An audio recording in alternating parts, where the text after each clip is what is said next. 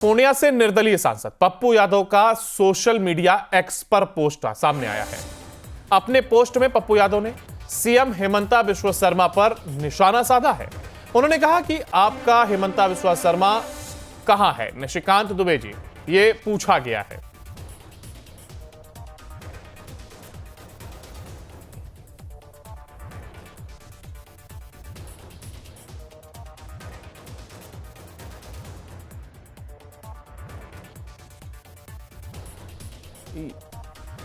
तो असम को लूट करके धन कहां से झारखंड में लोकतंत्र को खरीदने की कोशिश कर रहे हैं।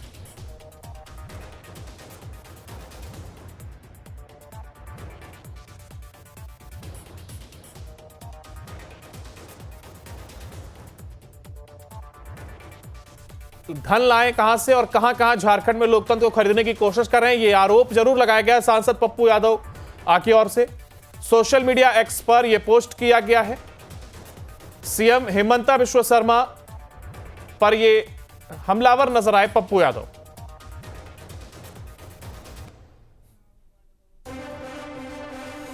कहां कहां झारखंड में लोकतंत्र को खरीदने की कोशिश कर रहे हैं, यह एक बड़ा आरोप पप्पू यादव की ओर से लगाया गया। देखिए, बिहार की अगर बात की जाए तो निर्दलीय सांसद के तौर पर वो आते हैं, हालांकि कांग्रेस की तरफ उनका झुकाव रहता है और कहीं ना कहीं झारखंड में जिस तरीके से हेमंता बिस्वा शर्मा हमलावर नजर आ रहे हैं, ऐसे में पप्पू यादव की ओर से एक तंज कसा गया है और उनका कहना है कि कहां कहां झारखंड में लोकतंत्र को खरीदने की कोशिश कर रहे हैं। यह आरोप हेमंता बिस्वा शर्मा पर पप्पू यादव के द्वारा लगाया गया है। तो सीएम हेमंता बिस्वा शर्मा पर पप्पू यादव ने निशाना साधा और आपका हेमंता बिस्वा शर्मा कहां है, निशिकांत दुबे जी, ये पूछते हुए उन्होंने कहा कि असम को लूट कर लाए धन को कहां कहां झारखंड में लोकतंत्र को खरीदने की कोशिश करेंगे। दरअसल असम के सीएम हेमंता बिस्वा शर्मा, और ये पूरा वो ट्वीट आप देख रहे हैं पप्पू यादव का, जो सोशल साइट एक्स पर उनके द्वारा किया गया, और इसके साथ उन्होंने हेमंता बिस्वा शर्मा पर निशाना साधा। निशिकांत दुबे पर के माध्यम से घेरने की यह कोशिश हेमंता बिस्वा शर्मा को। दरअसल असम के सीएम हेमंता बिस्वा शर्मा और इसी पर तंज कसते हुए पप्पू यादव की ओर से कहा गया है कि असम को लूट कर लाए हुए धन से झारखंड में लोकतंत्र खरीदने की कोशिश कहां कहां से करेंगे। तो एक बड़ा आरोप जरूर यहां पर यह लगा है। निर्दलीय सांसद पप्पू यादव का सोशल मीडिया एक्स पर यह पोस्ट, और उन्होंने हेमंता बिस्वा शर्मा पर निशाना साधा है। और ज्यादा जानकारी के लिए हमारे साथ हमारे संवाददाता उत्कर्ष हमारे साथ लाइव जुड़ गए। उत्कर्ष, देखिए, पप्पू यादव की अगर बात की जाए तो साफ तौर पर देखिए निर्दलीय सांसद हैं और ऐसे में कहीं ना कहीं एक झुकाव उनका कांग्रेस की तरफ रहता है और तमाम चीजें हमने उनकी इसको लेकर के देखी भी। और क्या एक वही वजह है कि झारखंड में जिस तरीके से बीजेपी चुनाव प्रचार में लगी हुई है, हेमंता बिस्वा शर्मा जिस प्रकार से हमलावर हैं, उन पर तंज पप्पू यादव की ओर से कसा गया।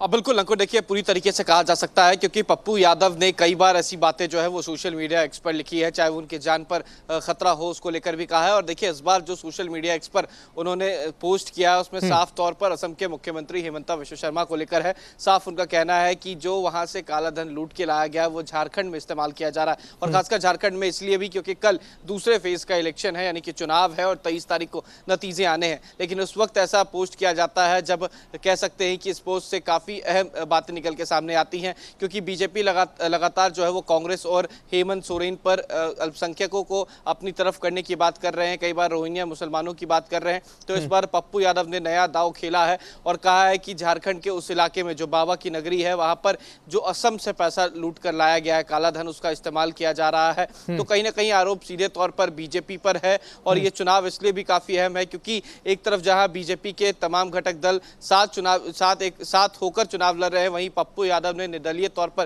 कांग्रेस का समर्थन किया और पूरी तरीके से इस बार झारखंड चुनाव में हेमंत सोरेन का साथ दिया। और कई बार ऐसी तस्वीरें भी नजर आई हैं उनको जहां हेमंत सोरेन के साथ प्रचार प्रसार करते भी नजर आए हैं। तो ये इस पोस्ट से कह सकते हैं कि साफ तौर पर बीजेपी को सीधा कह सकते हैं कि चुनौती दी गई है और ये पूछा गया है कि वो पैसे कहां से आ रहे हैं जो बांटा जा रहा है। बिल्कुल, देखिए, पप्पू यादव जिस तरीके से यहाँ पर बीजेपी को घेरते हुए दिखाई दे रहा है, हेमंता बिस्वा शर्मा को लेकर के जिस तरीके से उन्होंने गोलबंदी की, ऐसे में तमाम सवाल खुद पप्पू यादव को लेकर के अगर हम जानना चाहेंगे कि आखिर क्या ये सियासी लाभ की कोशिश पप्पू यादव को लेकर के, क्योंकि कांग्रेस से टिकट वो चाह रहे थे लेकिन निर्दलीय उन्हें लड़ना पड़ा, हालांकि जीत उन्होंने दर्ज करी और अब कहीं ना कहीं कांग्रेस के पाले में ही गोल करते हुए, क्योंकि बीजेपी को घेरते हुए दिखाई दे रहे हैं। और उनका एक ट्वीट भी हमने देखा था जब उन्होंने कहा था कि हम कांग्रेस के साथ चुनाव प्रचार में भी जुड़ना चाहते हैं।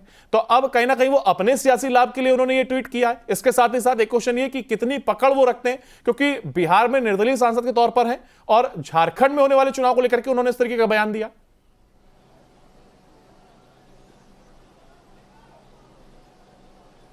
और बिल्कुल देखिए, बिहार में निर्दलीय तौर पर सांसद है पप्पू यादव, लेकिन कहा जा सकता है कि जिस तरीके का उनका छवि है खासकर बिहार और झारखंड में, वो कहीं ना कहीं पूरी तरीके से हेमंत सोरेन का साथ देने के लिए काफ़ी है। और अगर पप्पू यादव की व्यक्तिगत अगर रिश्ते की बात की जाए अगर हेमंत सोरेन से, तो वो काफ़ी अच्छी है। पहले भी हेमंत सोरेन से मिलने गए हुए हैं। कांग्रेस से जहाँ तक रिश्ते की बात की जाए तो कांग्रेस से उन्होंने पहले ही आग्रह किया था कि उनके लिए प्रचार प्रसार करना चाहते हैं, जिसके बाद कांग्रेस ने उनसे समय भी मांगा था। तो कांग्रेस के लिए भी वो कह सकते हैं पूरी तरीके से अपना एक झुकाव जो है वो दिखाने की कोशिश कर रहे हैं। हालांकि लोकसभा चुनाव से पहले उन्होंने अपनी पार्टी को कांग्रेस में मर्ज कर लिया था, लेकिन कई कारणों की वजह से उन्हें टिकट नहीं दिया गया।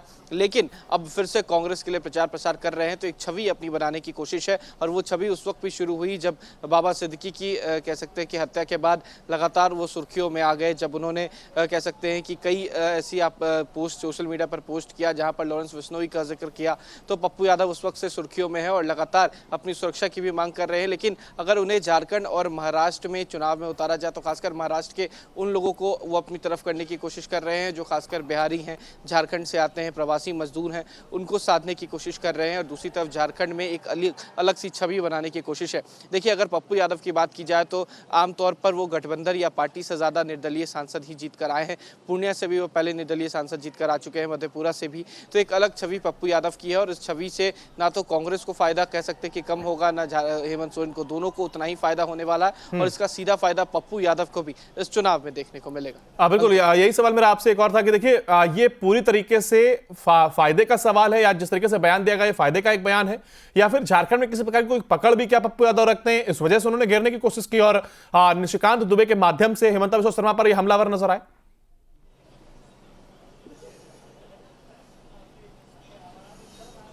और बिल्कुल देखिए, निशिकांत दुबे पर पहले भी वो संसद में कई बार बातें कह चुके हैं। निशिकांत दुबे को कई बार आड़े हाथों ले चुके हैं वो संसद में भी।